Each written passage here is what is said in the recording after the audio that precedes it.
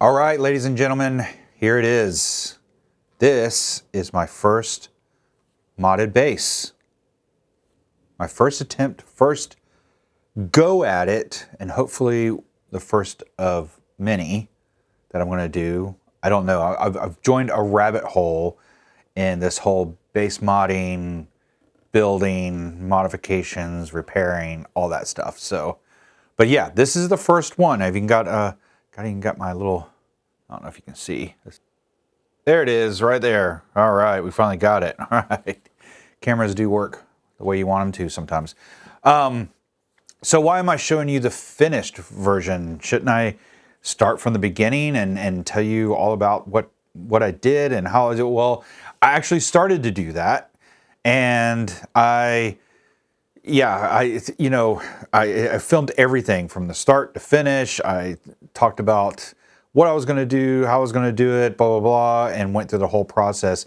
And after I was done, I looked at all the footage. I'm like, this is crazy. I mean, it's going to be hours long, and who wants to sit through that, right? I should just do a highlight video. And so, yeah, so that's what this is going to be. But even more so than a highlight video, it's basically going to talk about my success and failures of doing my first modded base. So that way, if you are going to mod a base or thinking about modding a base and want to learn from not an expert at all, someone who's just trying to figure things out and do it on their own with, limited tools and not having to spend a lot of money, maybe this is a video for you. So all that said, let's get started. All right, so let's talk about the base. What is this? So this is actually, it's a kind of a Frankenstein. The base body is a Tagima. They're a TW66, I think is the model number. I should have looked that up. But it is a Brazilian, if you don't know Tagima, they're a Brazilian company, and they have very fine instruments that they make in Brazil, but they also have kind of a budget line, I guess you would say, of bases that they make, I believe, well, I can't tell right now, and I think either China or Indonesia, I can't remember. And so I picked one of these up. They're pretty affordable. In fact, I got this one really, really cheap. I think it was around like $220. So yeah, that's a success. I mean, if you're going to mod a base, you don't want to spend a lot of money, especially your first one, because you're going to screw things up for sure. And I'm going to get into some of my screw ups later in the video. If you can't tell, this is not the original neck, and I'll get into why that is. But yeah, first success, bought a cheap base. And I bought this one because I've always wanted a P base. I've never had a P base in the 30 plus years that I've been playing. And so, yeah, so that was, main reason why I wanted to get this base in particular. It is a poplar body, and I love the 50 style. It's, it's a split P pickup, but I love the pick guard. It's kind of that early 50s, 51, 54 kind of style, which I really like. Very simple, volume, tone. Yeah, there's a couple things I was going to do with this base. One was replace the pickups, replace the hardware, and it came with just a white pick guard, and I really wanted to kind of do something a little bit different for the pick guard, a different color, and I wanted to kind of change the knobs. They're kind of just basic knobs, and I wanted to change the hardware almost all the way around, and I also wanted to make it string through, and it is string through, and I'll show you that in a little bit here. But the first thing I did, it was kind of a project with my son, and we decided to do a fret job. The original neck had jumbo frets, and I am not a jumbo fret type person. I am more into the smaller fret sizes, more vintage style, vintage height, I guess is what you'd call it, small vintage, I think is what the fret size they called. So that was the first thing we did. My son and we went in and we started to get to work on leveling the frets down. And I'd watched a ton of videos about this process, and I thought I knew what I was doing going into it. And so we got started. We started taking off some material, and at first I started measuring every time we took off some material, and it just didn't seem like enough was coming off. And I even let my son do it for a little bit. You know, again, not telling him to press too much weight on it because the bar is already heavy, and just kind of lightly just go along. But then here's where my first failure came. I stopped using my fret leveling tool, or my measurement tool, and just kind of went on feel. And I just felt like not enough was coming off. And we were methodical about it. We'd mark each fret, made sure all the lines were coming off, each time. And then, doing it again. But again, I abandoned using my measuring tool and instead just started going by feel. Mistake number one. And the reason why is because by the end of it, I realized when I got to the point where I was like, oh, this feels good. I think this is going to work. I started crowning and quickly realized that we had shaved too much off. The crowning tool wasn't able to actually crown and make it round. And instead, they were just shaved off flat. And therefore, once you get to that point, there's two choices. One was either to do a whole new fret job, which I don't have the tools for. I don't have the, any of that for. And it's a long process. And if you're going to do it right, you need, there's techniques and tools that you're going to need to master before doing that. And I was given this is first base mod, so I'm like, no. It was going to be cheaper just to replace the neck than to actually do a whole refret job. So that's what we did. So this is why this neck is different. And so since I was going to get a new neck, I decided to change the style a little bit and go along with this early 50s style P base and get more of that telly style neck. And so it's definitely a different shape from the precision style that the Tagima came with. And yeah, and I'm really happy about this. I love this neck. This is actually a Warmoth Guitars neck. So if you know Warmoth, you know what they, very good quality. You can really customize those necks. This is actually, it's a 21 fret, and I did it in a slim taper. So there's a standard taper and slim taper with the 38 millimeter jazz neck nut style, or J style, jazz bass style with the 38 millimeter nut, because I have smaller hands, and the jazz bass on a 4-string, that 38 millimeter is perfect for me. All maple neck, maple fretboard, nothing too crazy, pretty simple.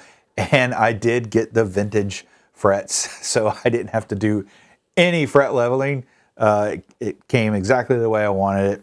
It was all natural satin. I love that because I don't like gloss. Something that the original bass had.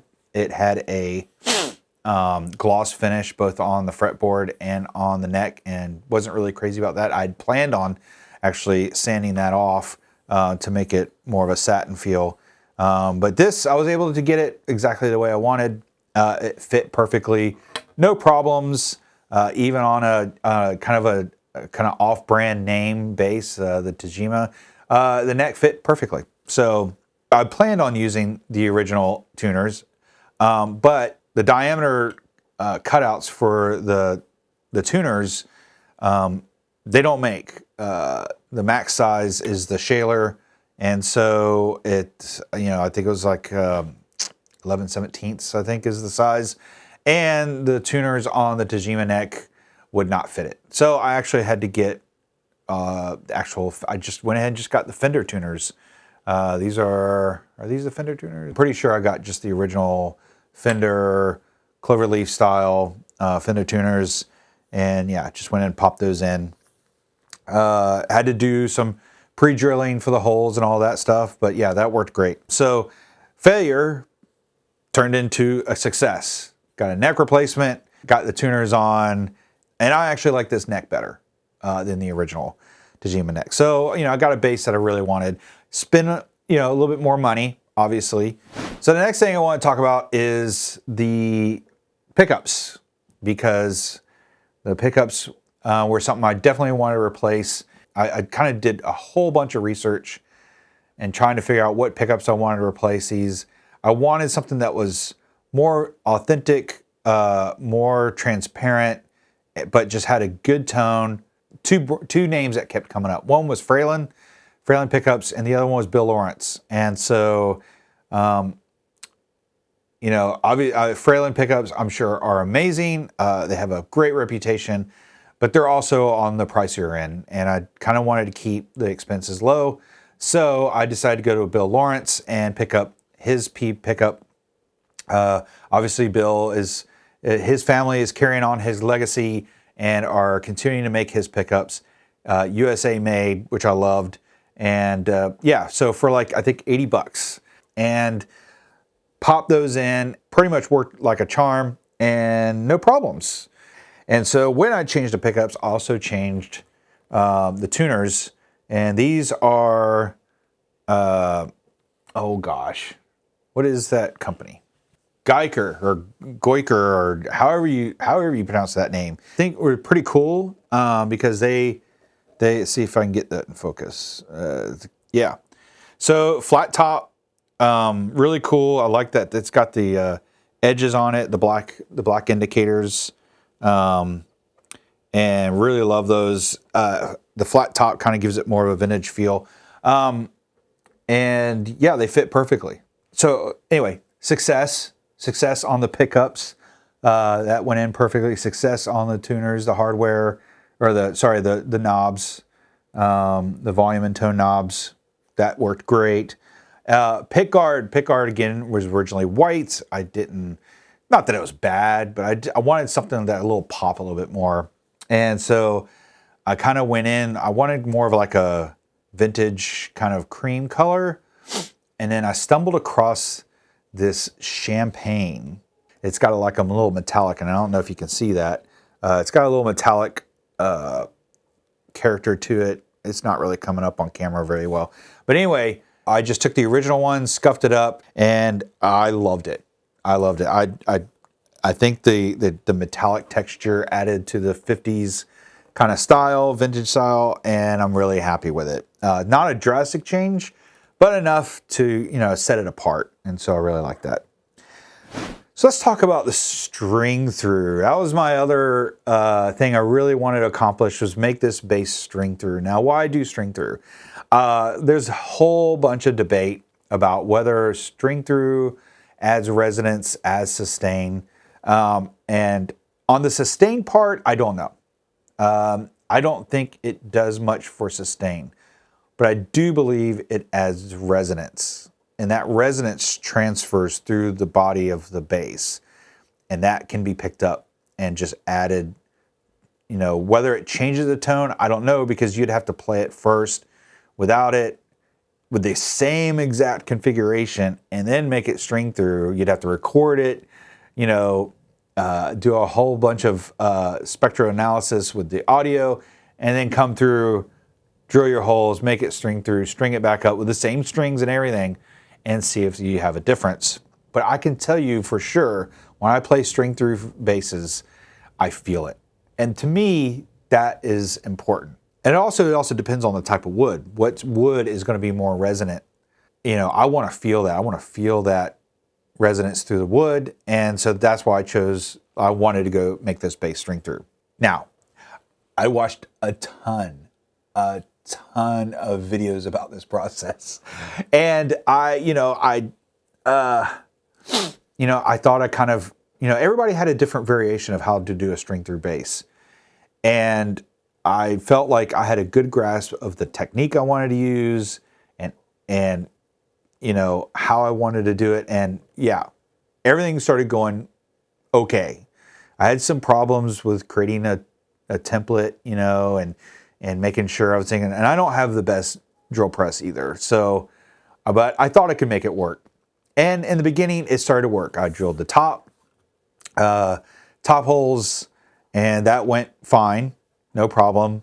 Created my jig in order to have it slot in, so that way when I did the backside with a larger bit, it would do fine. And it started to do fine. The first step was to do kind of a pilot and make sure to get it all the way down to meet the smaller hole from the top. And that all went fine. But then when I had to make the holes for the ferrules are pretty big, and I needed to do a 13 millimeter drill bit. And everybody that I saw videos on, they all said to use a brad tip bit. That's when I ran into problems. And that was my second fail, or not second fail, that was another fail, was using the brad tip after I'd already drilled the first pilot hole. I think I used an 8 millimeter drill bit on the first time. So, and the reason why, and this is what I didn't realize, the reason why that's a problem, using the brad tip on a finish, because all the videos I saw using brad tip drill bits was they were unfinished. There was no urethane, no gloss, no nothing. When that brad tip catches the wood, it just grabs it. It grabs it and holds it. When you have a gloss, that gloss isn't as, it's not granular, it's not going to grab. It's going to kind of, slip and slide. And especially since I don't have the best drill press, it was just kind of moving all over the place.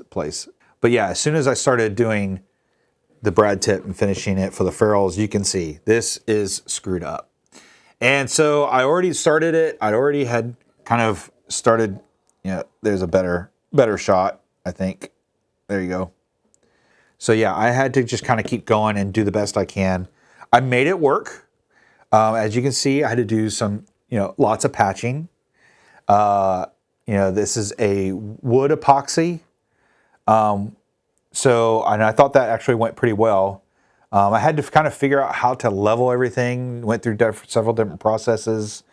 And obviously it screwed up the finish, and I don't know if you can see. But again, this is the back of the base. But I was able to get the ferrules in. They're not pretty to look at all. And for the bridge, it's a Geiger. It's a string through bridge. Again, fail on the string through, but it worked, so in a way it's a success. So but that kind of ends the modifications. Again, just to recap, what a fret leveling job turned into a new neck, new tuners, new pickups, new hardware with the knobs, refinished the pick guard, replaced the bridge, and also this is a high mass bridge. Make it string through. And so what does this all mean? How does this translate? How does this sound? I mean, because really that's what you do all this for. You want to make it better. You want to make it better than original. So when I first decided to do this journey, I had recorded everything. I even recorded the first, what it sounded originally. I really wanted to have a more of a vintage feel, flat wound, and actually I got half wounds put on this bass right now. So I'll play what it sounds like the way I kind of envisioned it would sound like, and then I'll put on some new strings, regular round wounds, and then we'll kind of do some comparison videos and see what it sounds like, see if it improved. All right, so here we go.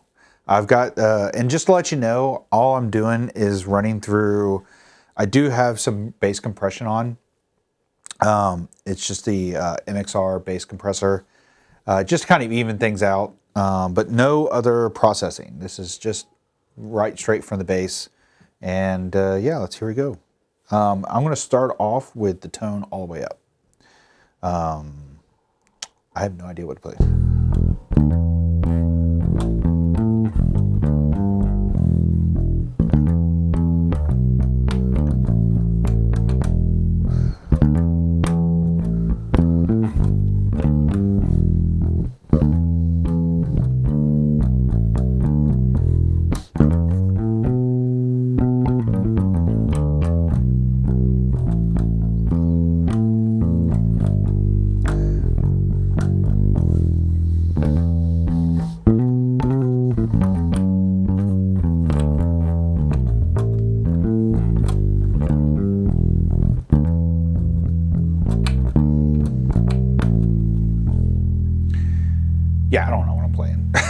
just a little groove, nothing really crazy. So that's what it sounds like with just finger plucking. With the pick, it really adds a little bit of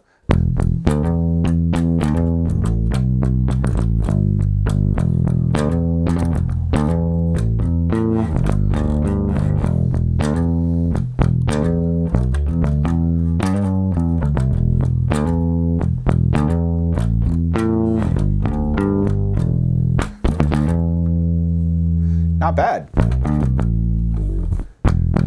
Yeah, I mean, it's really percussive. I think these pickups are amazing. Like I said, it's kind of hard to compare because you know, these are half wounds, which is kind of weird because it sounds almost just like flat wounds to me. I don't know. It's my first time using half wounds from Diodario, so I'm not really sure. Maybe someone out there is more experienced with these strings. Maybe you can tell me. But they sound just like regular flat wounds, so I'm not sure. But I thought I'd just give them a try because I kind of wanted something in between.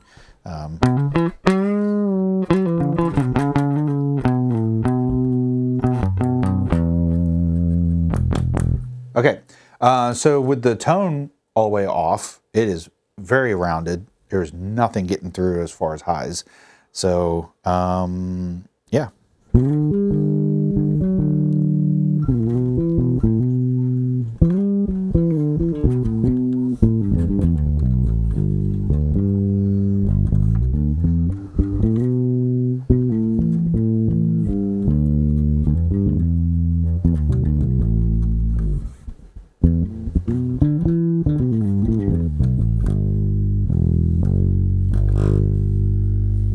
Yeah, nothing getting through.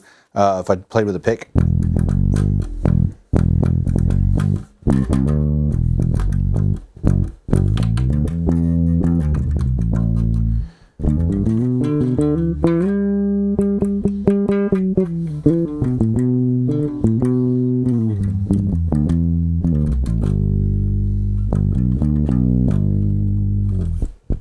So yeah, great rounded tone. It's that classic P bass sound, which I love. I've always wanted.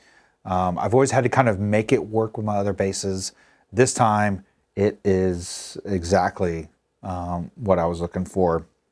So let's put on the round wounds and let's compare between the original recording with round wounds, and we'll do it with round wounds on this one now. All right, so I'm back. I have put some regular round wounds. These are Ernie Ball Super Slinkies. So they're a little bit bright. But yeah, I haven't played Super Slinkies in a while. I'm kind of going back and forth. You know, I used to be a DR strings only person, and I still love those. Still love DR strings, but I'm kind of in this exploratory phase where I'm just trying different strings I've tried in the past, strings I've maybe never have tried, and so yeah, I'm kind of in that. So I haven't played Super Slinkies in a long time, so I decided, okay, let me give these a shot. So so it's going to do tone all the way on, so we can just get a match, and then we'll do tone all the way off. So.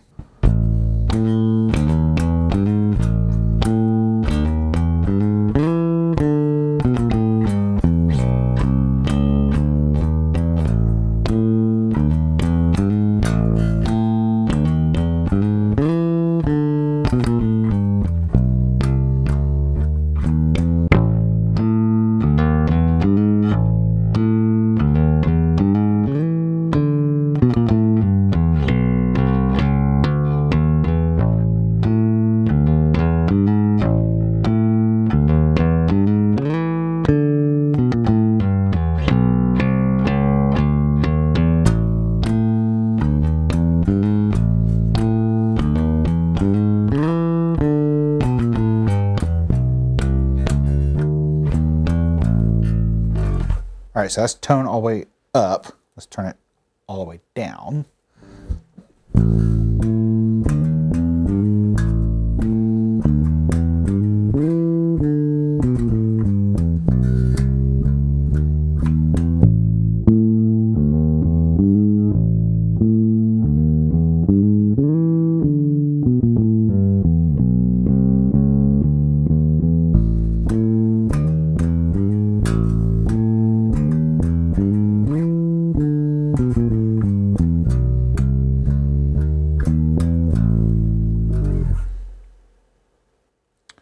And let's, for good measure, let's see, let's do it halfway.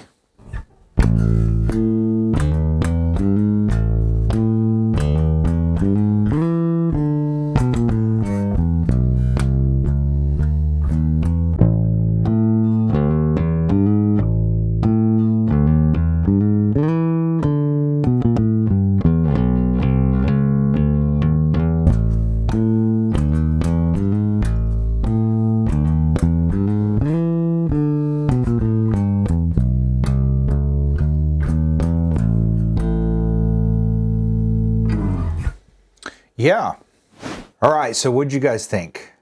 Now, I have to admit that I recorded these a little bit different because I've got a little bit different setup now than back then. I mean, I recorded this back in the end of summer, so that's why I've got short sleeves on before and long sleeves on now. But so I recorded a little bit differently, but I still think the essence of the bass both times come through. I think the pickups on the original bass, I think had more of a little bit more boxy sound, a little bit more mid-range, and I think now I've got a little bit more clarity in the mid-range. I wouldn't say it's scooped. I would just say it's a little bit more clear, not as boxy sounding. I think still cuts through in the mix, whether I have the tone all the way up or all the way down or in even midway. I think it just overall it sounds a lot better. So, but let me know what you think. I know I'm going to get a lot of comments about this. I'm sure things have gone wrong. Please keep in mind about all your comments. This is the first time I've done this. I'm not an expert at anything. So please just, keep that in mind. I'm sure for all the experts out there, luthiers, bass, techs and all that stuff, the first time you did anything, I'm sure it wasn't a success either. So, but I would like your feedback because I am still learning. I've actually got another bass that I've already finished. I'm going to be doing another video on that one too. So, a lot more successes on that one, learning the first time, but different bass, different things I've did to that one. So I'm looking forward to doing that one. But anyway, if you like this type of content, please give a thumbs up. And who knows where this goes? I'm not really sure. This is just the beginning. All right, guys, that's it. We're wrapping it up. Thanks for watching the video. We'll see you later.